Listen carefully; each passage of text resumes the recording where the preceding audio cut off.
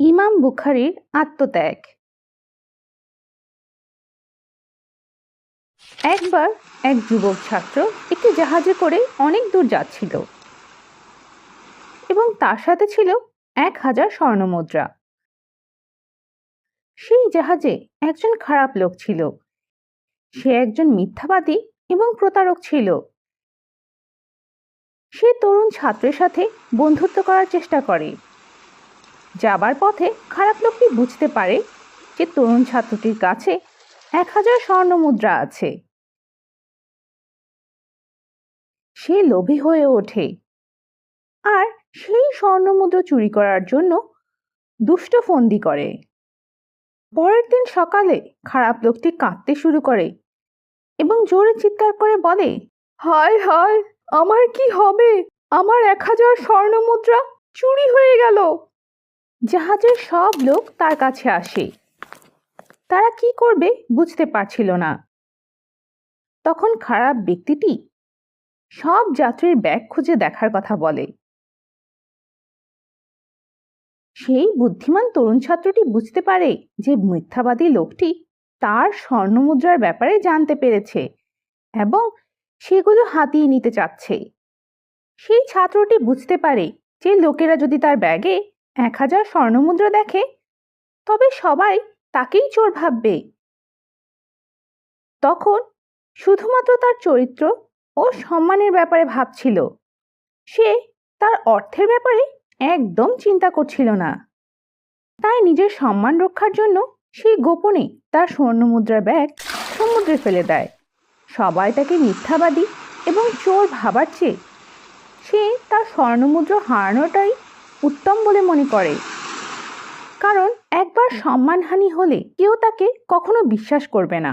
যেই ব্যক্তি এভাবে তার সব স্বর্ণমুদ্রা কোরবানি দিয়েছিল সে ইসলামের ইতিহাসে অত্যন্ত বিখ্যাত ব্যক্তিত্ব, মুহাম্মদ আল বুখারী। তিনি অত্যন্ত বিখ্যাত এবং 1 নম্বর হাদিস সংগ্রাহক ছিলেন। তিনি সমগ্র মুসলিম উম্মাহকে হাদিসের বই পেতে সাহায্য করেন, যেখানে নবী মুহাম্মদ সাল্লাল্লাহু আলাইহি ওয়াসাল্লাম যা বলে গেছেন এবং করেছেন তা উল্লেখ রয়েছে। ছোটবেলা থেকেই তিনি খুব মেধাবী এবং বুদ্ধিমান ছিলেন। তিনি মাত্র 9 বছর বয়সে পুরো কোরআন মুখস্থ করেছিলেন। তিনি নবী মুহাম্মদ সাল্লাল্লাহু আলাইহি ওয়াসাল্লামের হাদিস অনেক পছন্দ করতেন। তাই 10 বছর বয়সে তিনি হাদিস সংগ্রহ ও মুখস্থ করতে শুরু করেন। তার জীবনে তিনি 6 লাখেরও বেশি হাদিস সংগ্রহ করেছেন।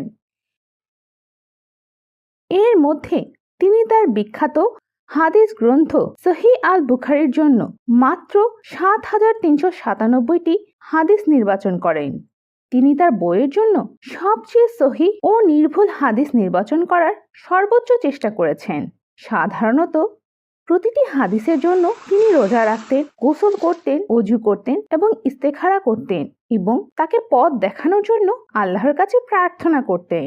প্রায় 16 বছরের কঠোর পরিশ্রমের পর ইমাম বুখারী তার বিখ্যাত বই সহিহ আল বুখারী লেখা শেষ করেন, যা আমাদের প্রিয় শেষ নবী মুহাম্মদ সাল্লাল্লাহু আলাইহি ওয়াসাল্লামকে আরও ভালোভাবে বোঝার জন্য লক্ষ লক্ষ মানুষ আজও পড়ে থাকেন।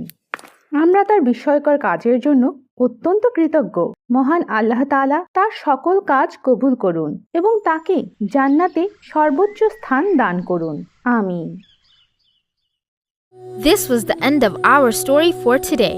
Make sure to give this video a like, share it with your friends and family, and subscribe to our channel so you and many more people can get Islamic reminders so that we can become better Muslims and please our Lord, Allah subhanahu wa ta'ala.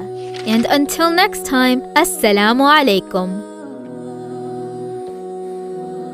Join us in this great dawah work and get countless of rewards during the month of Ramadan by giving a one-time donation or becoming a monthly supporter, and inshallah, Allah will give you the highest reward to you and your family in this world and the hereafter.